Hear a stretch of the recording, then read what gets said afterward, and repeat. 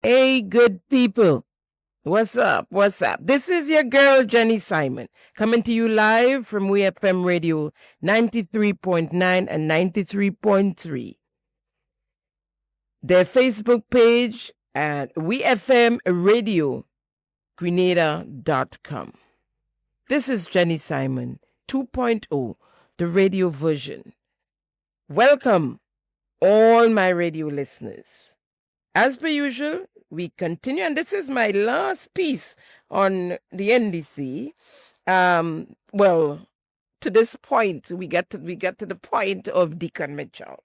That's so. While I was in energy, leading up now to the point of Deacon Mitchell. So this is my last piece there, and then of course we'll continue with today's piece with the corruption, and if we have time, we'll talk to the Fisher folks.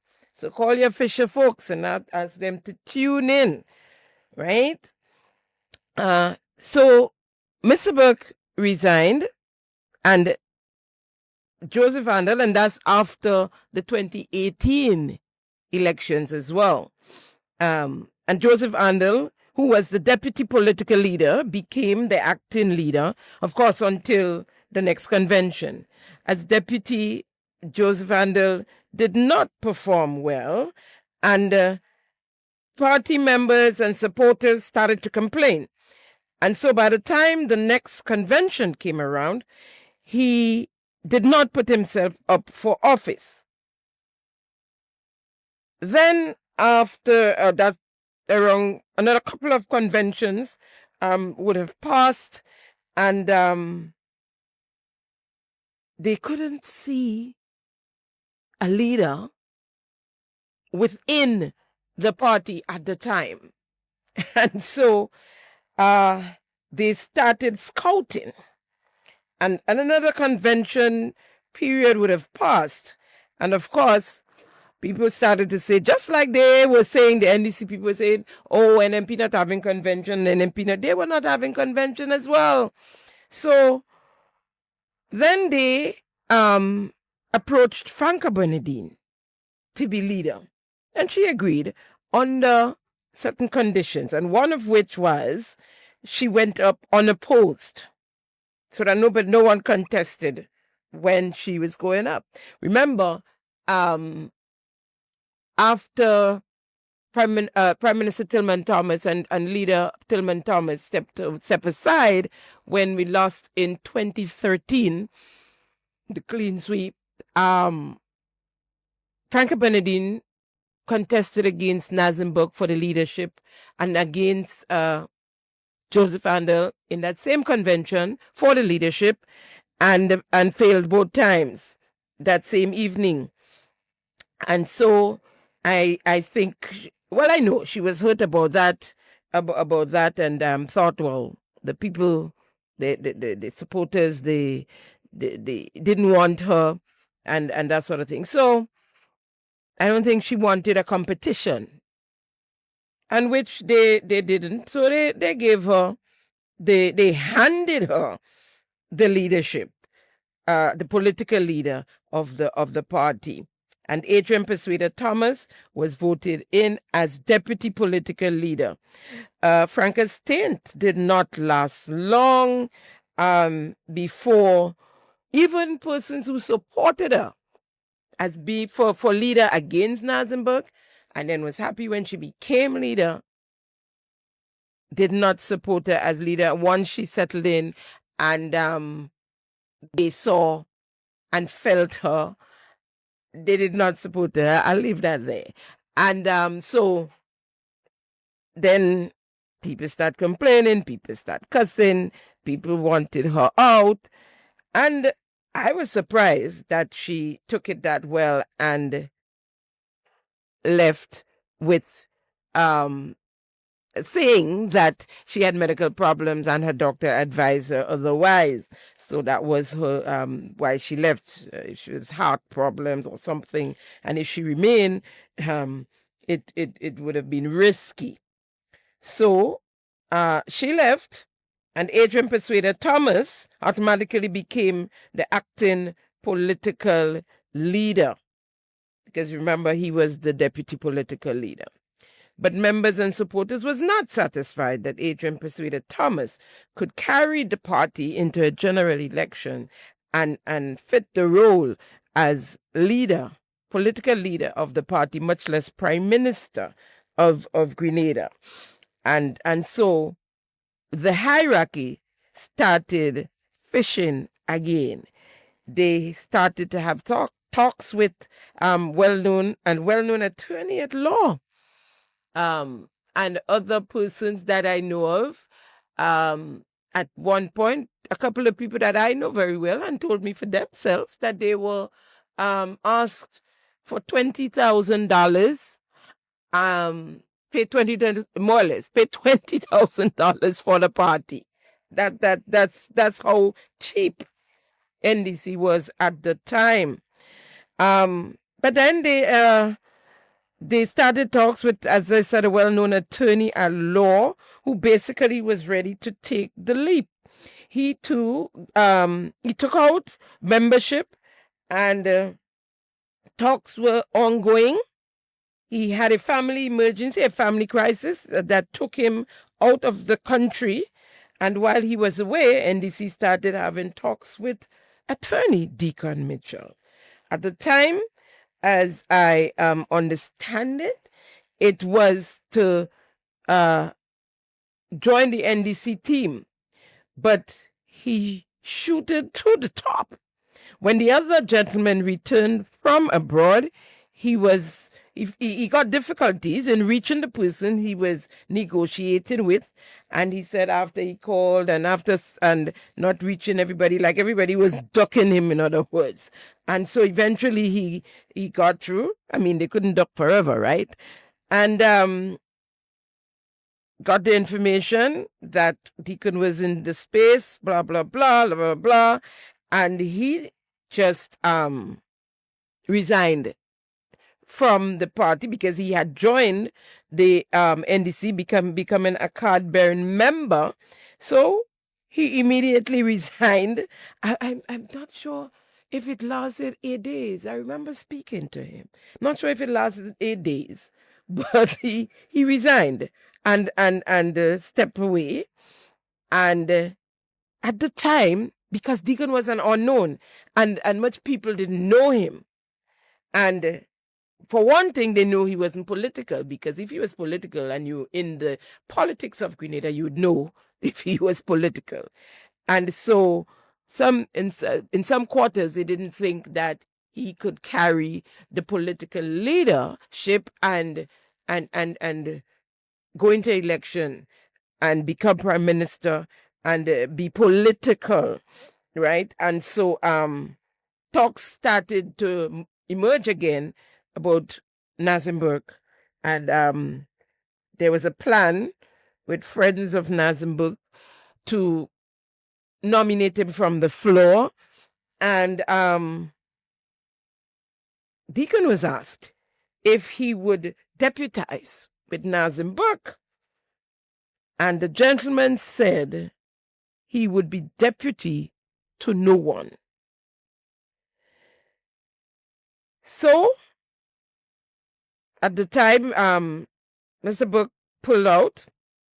Again, his team was not happy at all that he was willing to pull away, and it was all Deacon Mitchell, right?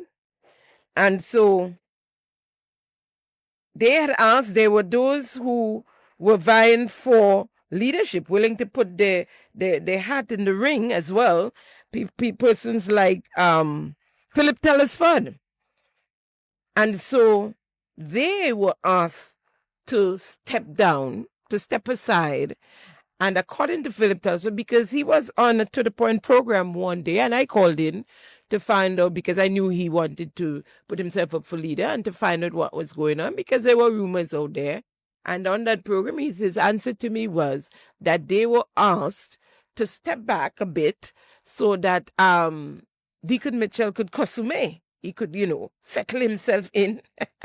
All the time they didn't know that it was going to be permanent. So he can settle himself in, and then they can come back. Well, That did not happen.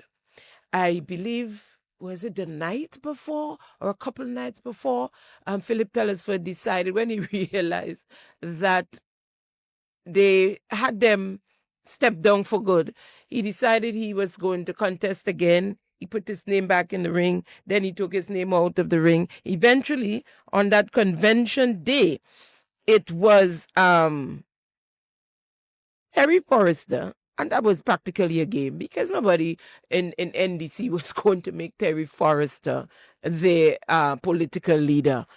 And so he put his name, and just, I think he was put up to it so that they just don't say that, oh, the thing was handed to Deacon Mitchell, and that so Terry contested. But he told me when I spoke, I asked him about it, and he said he contested to show that there is democracy at the within the NDC. So the convention went with, of course, Deacon Mitchell whipping Terry. I mean, terribly so.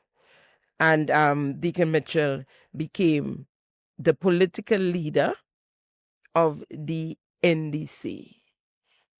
That was in October of 2021, and elections was called in June of 2022, the 23rd of June 2022 to be exact. And the NDC won the election. And here we are in a struggle with a prime minister who is apolitical, doesn't know a thing about politics, doesn't know a thing about governing, doesn't know a thing about running a country. He's a movie star and loves to be in the clouds. Don't sit down and attend to his ministries. They're all except one running below level. What the gentleman called weak infrastructure, but nobody has to tell us that. We can look around and see what's going on with our infrastructure. It's the worst it has been, and I'm saying it. I said it before, and I'm going to say it again with no apologies. The worst I have seen it in about 40 years. And so, up until the next election, we're stuck with Deacon Mitchell and the NDC, a very incompetent bunch of persons, very inept. We can see it with our eyes shut. We can see it.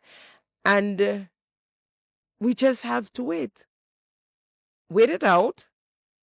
Hopefully sooner than later, because in the meantime, all our institutions, all our entities, all our ministries are being destroyed, literally, by this NDC administration. Corruption and fraudulent behavior is ripe, and being swept under the carpet will pull over. Well, they certainly try to pull wool over our eyes. They get through with their own members and supporters, of course, and that's the rabid ones. But there are those who you seen it, and the poor thing, all they can say is they're so disappointed. It's a road match amongst them. They're so disappointed. So this is my end. This is intro number 7, and the last one in that NDC saga from when I got involved with NDC to date, right? So from next week we'll have another intro. At this point, we'll take a break and we'll come back to our topic for today. We also have to finish up the LACO corruption part of it, and as I said, I have a little chit-chatting to do with the Fisher folks on their faith come January 2026 with the pending ban on the export to the USA. So we'll take a break and then come right back. Don't touch your dial.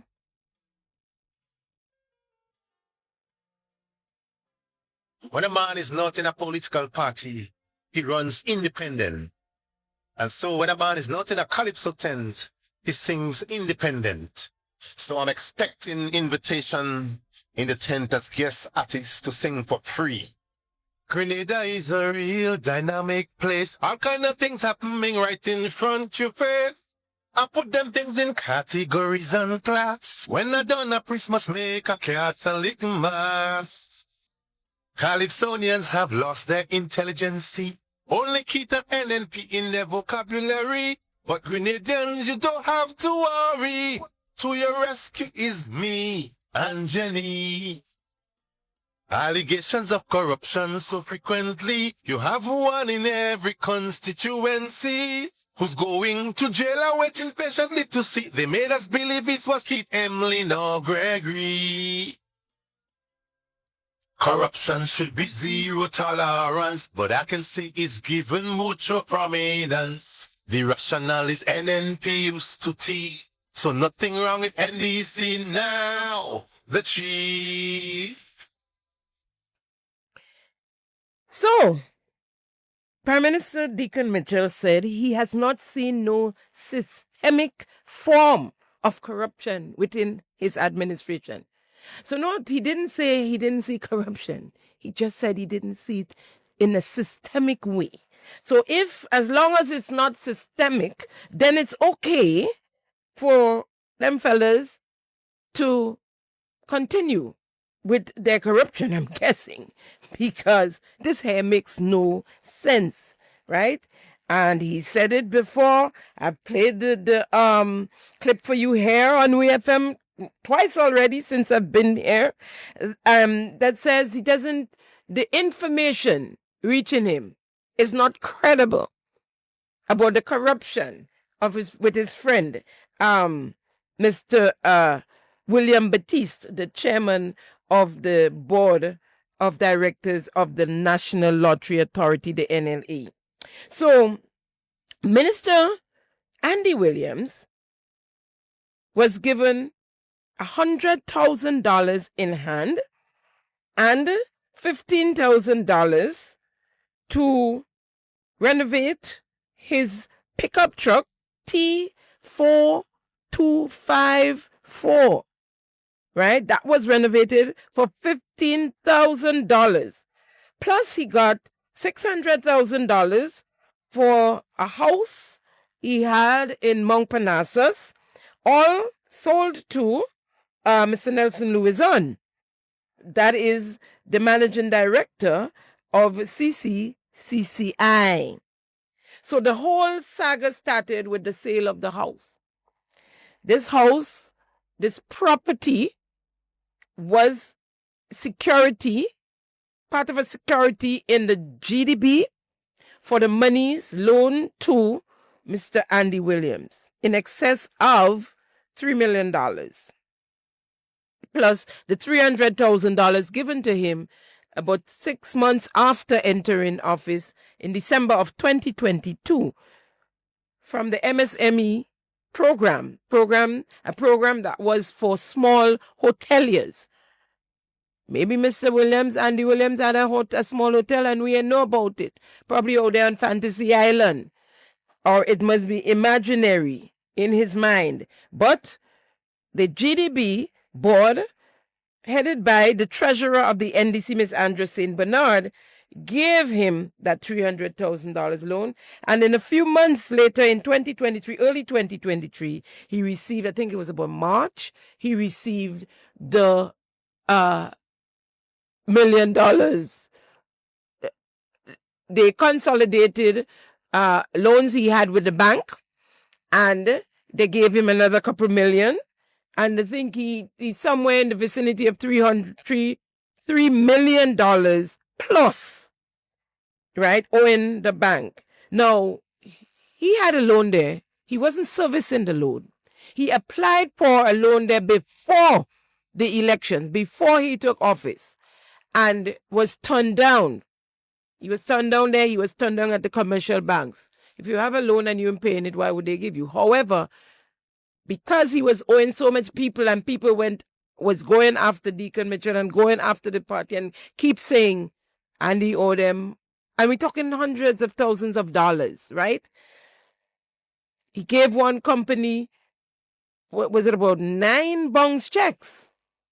He covered bounce check with bounce check, 25,000, right? And that company still have not received their monies from him.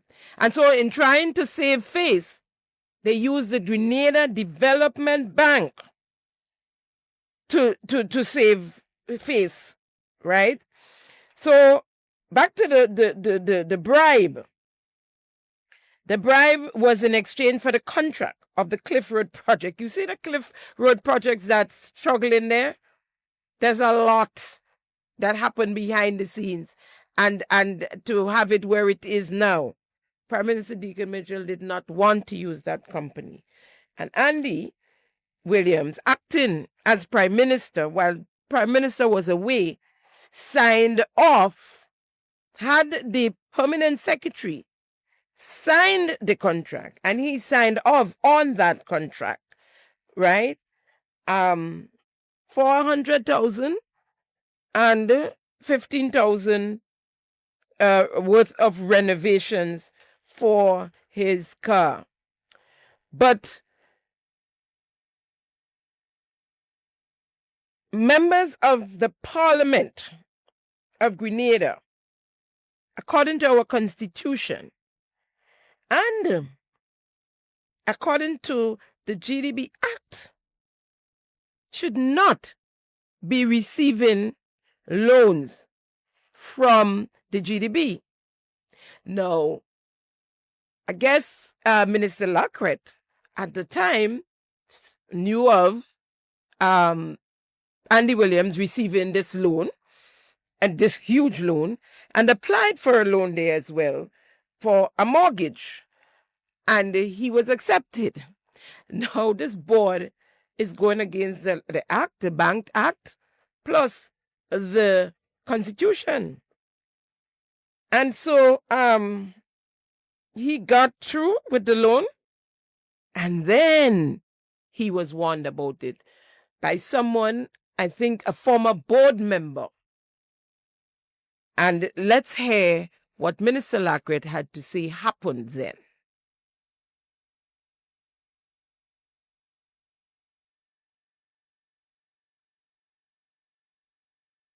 Has to do with allegations that you received a loan from the Grenada Development Bank. Of course, those allegations were also targeted against one of your former colleagues, Mr. Andy Williams, who in a sit-down with me, he indicated that that particular loan was approved before his entry into politics. Yes. So what is the reality there with respect to Yes. GDP and Mr. Lacrette? Well, as it relates to GDB, upon coming into office in June of 2022, my wife and I, the family was growing. Yes. And my wife and I, we did approach the Grenada Development Bank for a mortgage to build the house. Truthfully, while we were in the process of waiting for the loan to be approved, a former member of the board of directors met me, and we were just having a simple discussion, about politics and so on and so forth. And as a result of that, it came to him asking me, well, if you went into GDB, you're looking for something, etc., maybe I can guide you as a former board member, etc. I said to him, I was doing it.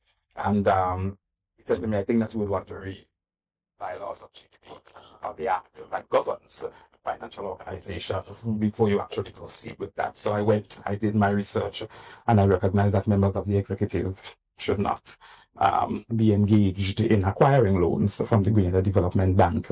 And as a result of that, I went to the officer that we were dealing with, and granted, the move for us was very expedient, simply because we had outgrown the place that we were in, as it relates to the apartment we were living in, read the children.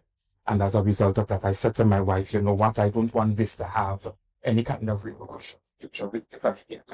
We eliminate the wait period, and we also eliminate any kind of unforeseen circumstances futuristically in the political environment, as a member of the executive, acquiring a loan from the development bank. So that's that. The loan was approved, truthfully, but we never draw the line.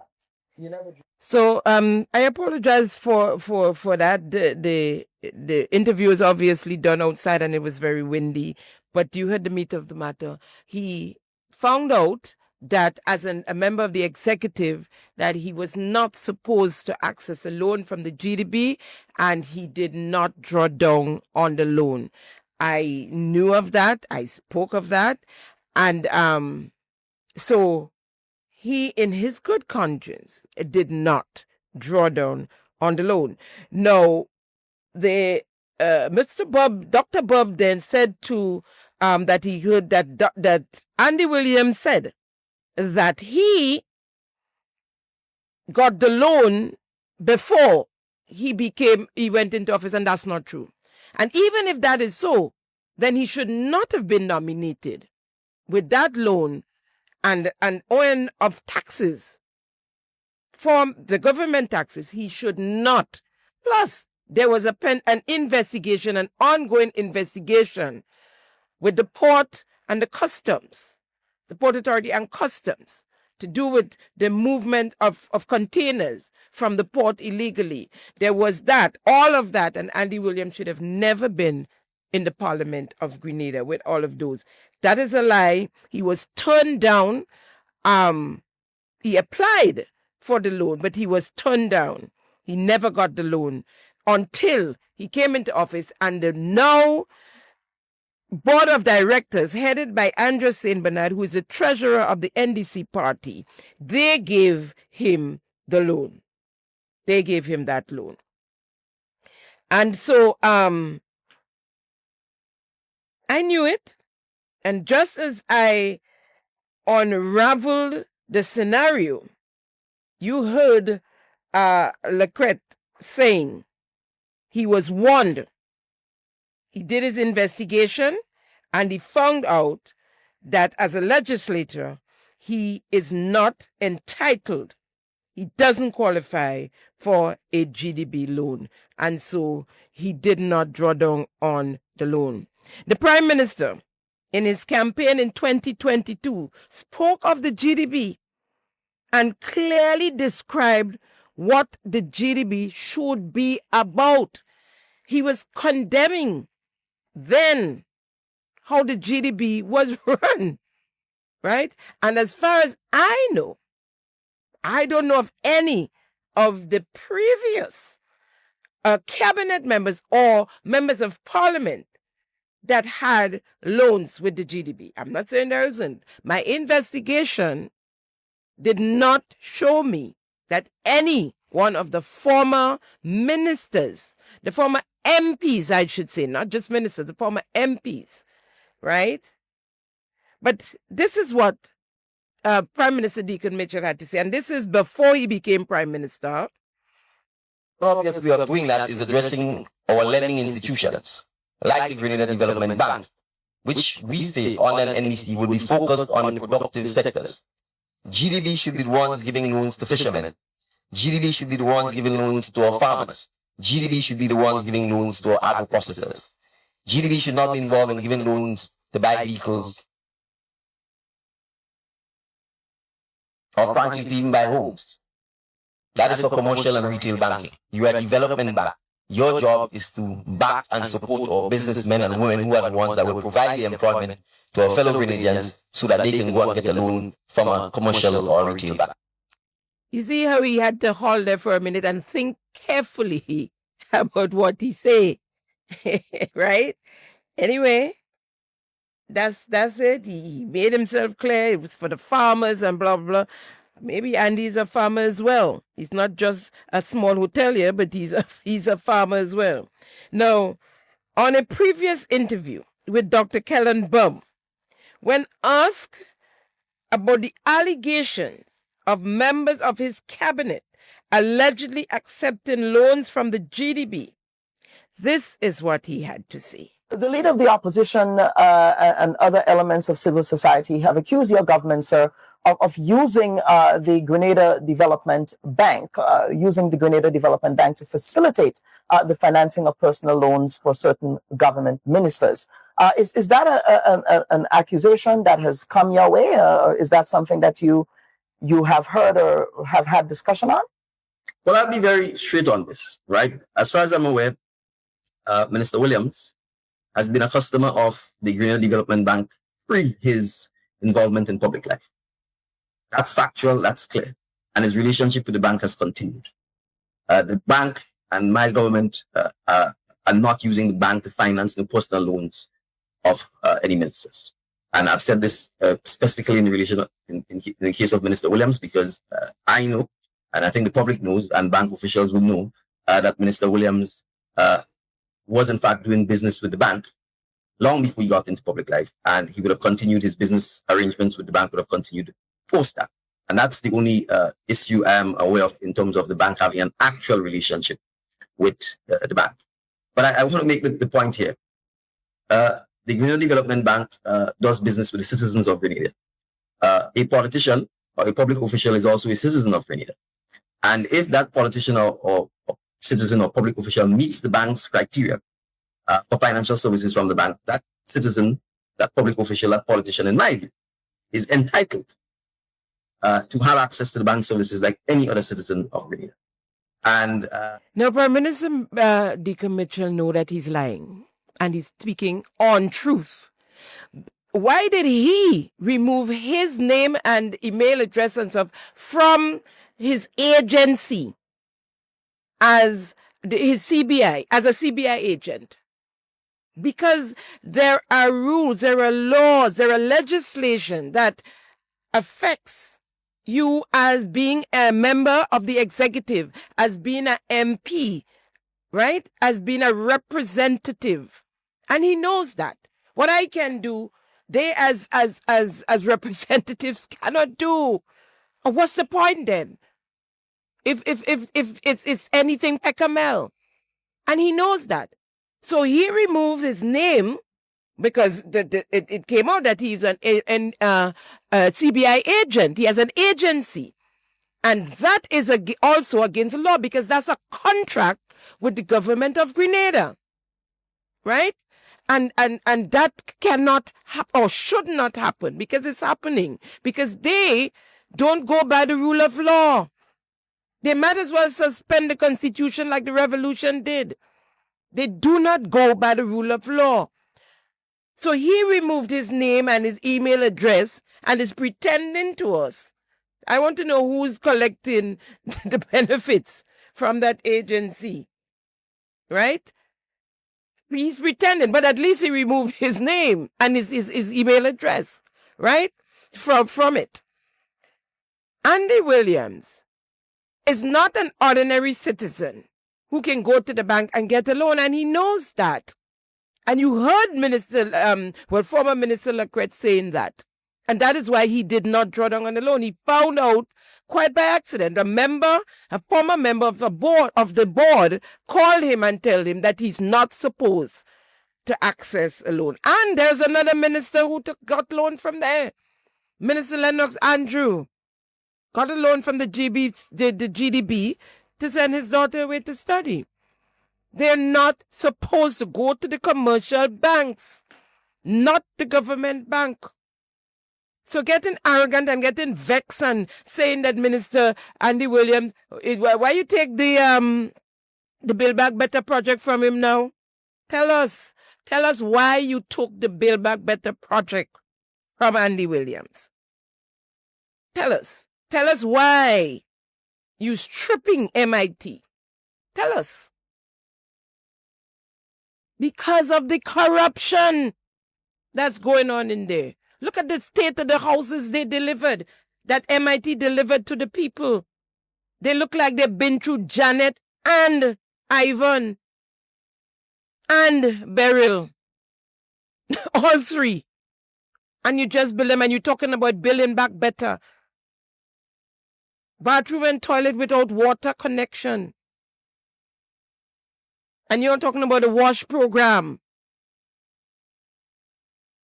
And have senior citizens going to Nawasa and Nawasa telling them they have to come up with $800 and they just have to go back home. What are they going to do? Tote water to flush the toilets?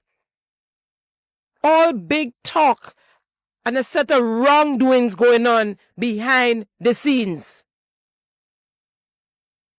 And back then, when you said that, you was sweeping and his corruption under the rug.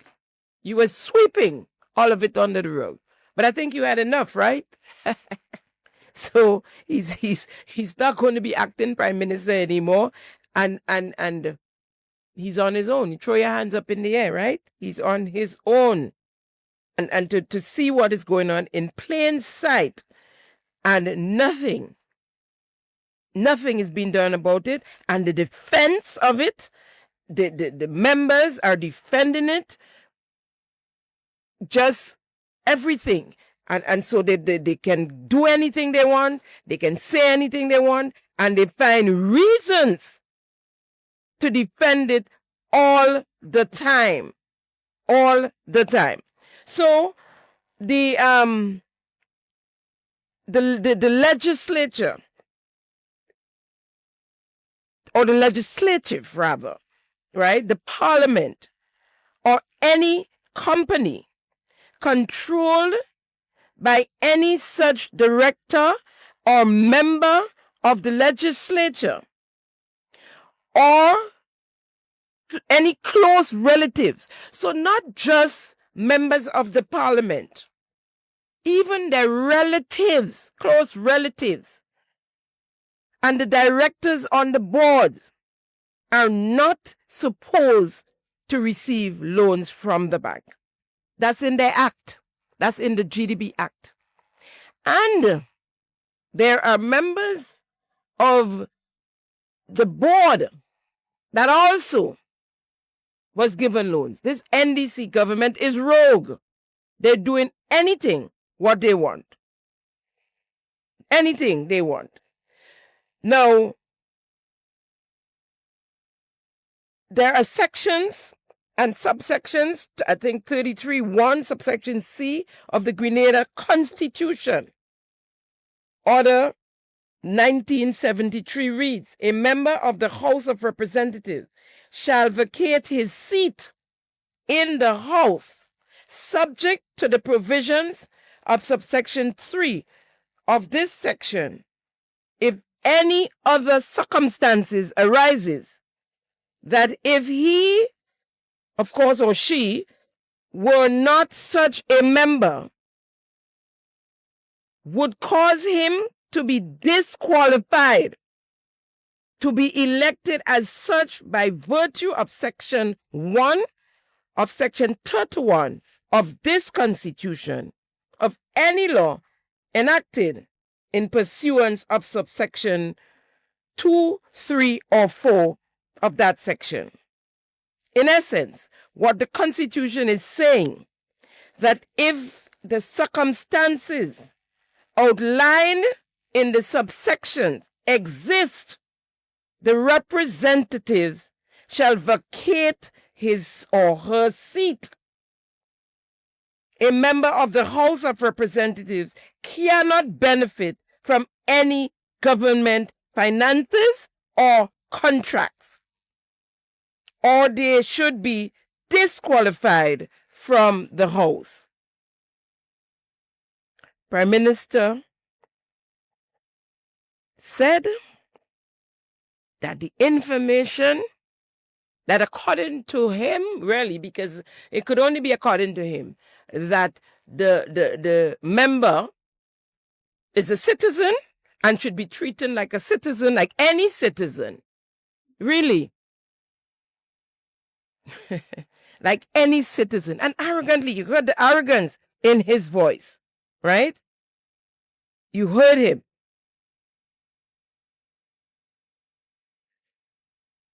So I'm going to move away from this corruption, Andy, and the rest of them, and talk to the Fisher folks for a bit here before we close.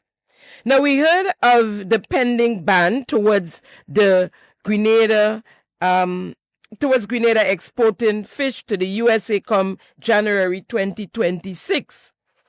And certain things has to be put in place. What is required are legislative changes as well as behavioral changes by the fisher folks, one of which I think they're using the wrong hooks, and they have to change that among other things. Now, the authorities, this has been pending for a while. Since before this administration, apparently, and this administration knew of it ever since coming into office. I think they got a warning over a year ago, and then it came down to just a couple months ago being threatened, our fisher folks being threatened of a ban, a total ban on their fish being exported to the USA. Now, we're in November. We're in the second half of November. And the fisher folks are becoming very worried that the threat might come to reality if the government of Grenada doesn't move swiftly or swifter on this matter. A consultation was held on Friday, the 14th of November, 2025, at the Fisheries Division, the conference room, by the Ministry of the Blue Economy and Marine Affairs. Now, that release was sent asking the fishermen to show up, or representatives to show up at the consultation. And it says, they all, please be advised that the Ministry of the Blue Economy and Marine Affairs will convene a national consultation to provide an update and status on the program of activities, technical, legal, management, and policy undertaken on Grenada's obligation to comply with the U.S. MMPA in response to the notification issued on comparability findings in respect to the application to NOAA. The consultation will be held on Friday, the 14th November 2025 at the Fisheries Division Conference Room, commencing at 10 a.m. Among the items to be discussed and finalized are update drafts to the Fisheries Amendment Bill 2025 and the Fisheries Marine Manuals Regulation 2025, as well as the Draft Marine Manual Management Plan. And this is a snippet of the invitation. Now, coming out of that consultation, this is what fisher folks, the representative, reported to the fishermen. Okay, good morning to all fishers. I would like to say that the meeting was a panel, I should say a discussion between all the stakeholders. There was a very good attendance, first of all, from the fishers. And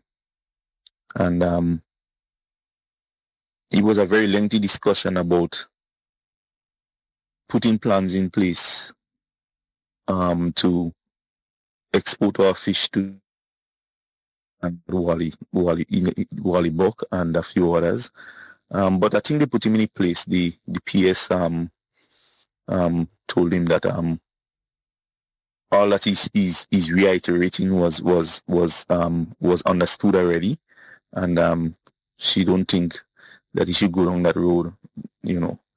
And the way he was answering the question that Wally posed and the statement that Wally made. The Minister for Fisheries gave his piece, and to be honestly, on my take, they don't have the answers. To be honestly, there is a lot of it seems like to me like they just fishing for answers and fishing for things, and like there's this Mr. from Genex in Guave that export the fish, and he was asking who's in charge of the data collection and stuff like that. They didn't have an answer. Is there equipment set up to handle the data load?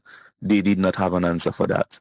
well, the minister, I think, was online, and he said that they are now in the process of gathering the equipment and stuff like that. But this is something that should have been done already, I believe. And also, there was a gentleman there that said that they're seeking some funding, some $100,000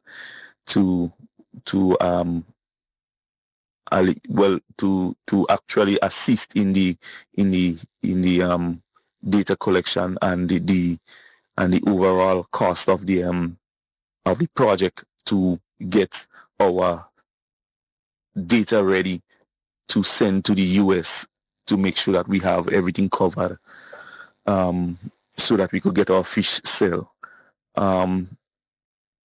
However, there is still no guarantee on, even if we do all that, according to some of the people who spoke, that even if we do all this and get the data that they're looking for, there is no guarantee that America will retake our market or continue to buy our fish. So it's just hopes. There is another gentleman also in the works who's looking at some market from Canada, and the PS also said that they are also looking for some markets from Canada. But the gentleman that spoke has a lot of plans in place, and he's already speaking to persons in Canada who wants to absorb the entire U.S. market. They want to absorb the entire U.S. market, which is a very good thing. If we could come together and put that thing together, I think he probably needs some help from the government with that, to put that thing together. There is also another gentleman who also has market from who wants to do who wants to trade with other countries like St. Lucia and St. Kitts and Nevis, and this side of the road. He just came from there in a meeting, he said, and he does fishing around the area, and he said that they don't do the type of fishing and catch the amount of fish. As a matter of fact, I didn't even know that Grenada was third in the entire Caribbean for export fish, for exporting tuna. So we have a very good position. We need to come together and put things together in place so that even if America don't buy our fish, we could export to other countries, like even talking about Africa, the export market to Africa, and Africa is even coming on the line now with exporting fish too. So yeah, in a nutshell, basically, I think there is more information, maybe not off my head I could remember right now, but as the memory comes by, I'll send another voice note and give you guys. Now, what is obvious is that the government of Grenada has been dragging their feet, and the fisher folks are becoming worried that time is running out on them, and the representative sent further information. As he said, let's hear him in the next voice note. As a matter of fact, according to Mr. Rennie, we go jump that hurdle when we get to it. That's exactly what he said. Yes, I remember Mr. Rennie saying we go jump that hurdle when we get to it. There was also a little bit of blame game passing around about this thing was there for a long time, and the previous government didn't do anything about it, and I always said a ding dang and trying to pull back and forth with that. But the fact of the matter is, what are we doing about it now? And we knew about this thing how many months ago, and up to now there isn't a firm thing put in place. There is nothing foundation. There's no foundation put in place to collect our data, to even the equipment is not ready to handle the data, and they want to get this thing done by month's end. according to the Minister for Fisheries. They want to get this data collected and all the information ready for month end because they're supposed to get this thing ready for November month end. That's what he said, November month end, so that they could send this thing over in December and get it ready and get a response in January. But however, this is very unlikely, knowing how the government move, knowing how things have transpired in the government. This is very unlikely, but I keep my fingers crossed and I really hoping that something happen or this thing happen because fishermen need to export the fish. Now, on Wednesday, the 18th November, that was yesterday, in the Parliament passed a fishery bill in an effort to try and stop the ban on fish in a month's time. The Fisheries Amendment Bill, as was passed, I have here with me a GBN clip. Today, Grenada's parliament took a critical step in local efforts to reverse the ban on fish and fish products entering the U.S. market. The House of Representatives unanimously passed the Fisheries Amendment Bill 2025, which the government says will strengthen the management and sustainability of the fisheries sector. The Fisheries Act, which dates back to 1986, was already under review, but came under greater public scrutiny when the National Oceanic and Atmospheric Administration, NOAA, indicated that Grenada's fisheries failed to meet the comparability standards of the U.S. Marine Mammal Protection Act.